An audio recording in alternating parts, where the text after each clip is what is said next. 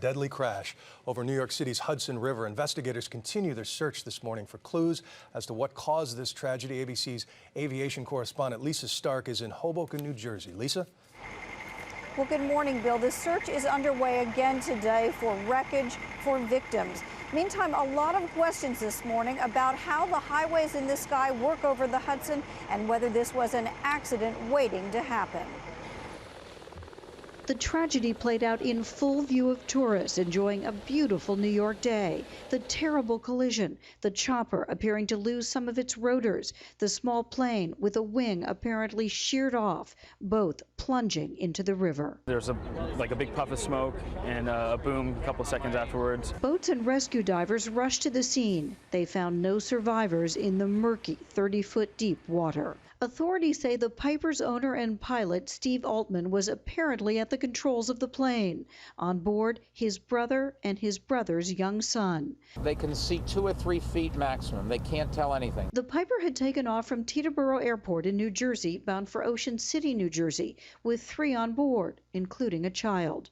The Liberty Tours sightseeing helicopter lifted off from Manhattan just moments before the crash with a pilot and 5 Italian tourists on board.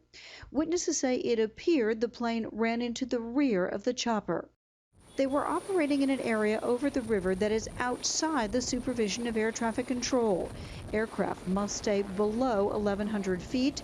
They are required to watch out for and avoid each other. It is a crowded, busy area, and generally pilots that fly in this area are well trained. Liberty Tours has had 2 previous crashes, including this one 2 years ago in the Hudson.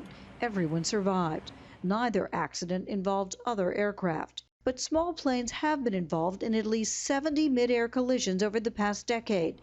Investigators with the NTSB will be working to unravel what went wrong this time.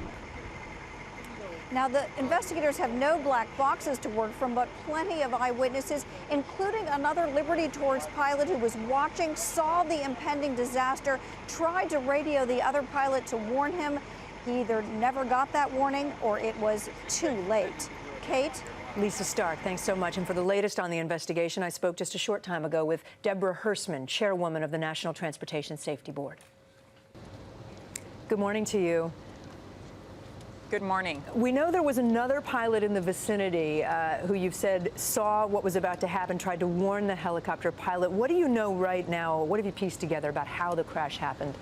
We're trying to put together the pieces of this puzzle right now. Certainly one of the most interesting things was another Liberty Tours helicopter pilot was at the 30th Street heliport refueling his aircraft. He looked up, he told our investigators that he saw a single-engine fixed-wing aircraft coming up behind the helicopter, the accident helicopter that was heading south.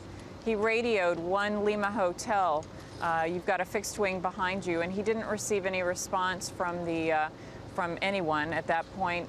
But then he observed the right wing of that fixed wing aircraft contact a helicopter, saw the right wing separate from the aircraft and helicopter parts, and both aircraft descend into the Hudson River. We're collecting some still photos, and we're looking for any surveillance video or other materials that might help our investigators figure out this exact sequence. And do you know whether either of them was talking on the radio? Have you been able to get recordings yet? Our team last night was at the Teterboro Tower until late. We're going to be meeting this morning at about 9 o'clock to have an organizational meeting and establish parties to our investigation. I'll get an update then. The AP is reporting that the NTSB, your organization, has expressed concern in the past about this sort of helicopter tour and the safety of those tours. The FAA, you've said, hasn't implemented more than a dozen NTSB recommendations aimed at improving safety of sightseeing tours. You still have those concerns this morning? Should things change? Well, I think we need to look at this accident and see what we find here. The Safety Board has conducted investigations in the past. We've looked at air tour operations in Hawaii, in Alaska, near the Grand Canyon, other places. We have made recommendations, but I think for this accident, we need to see what the facts tell us before we come to any conclusions. Deborah Hersman, thanks so much for your time. Thank you.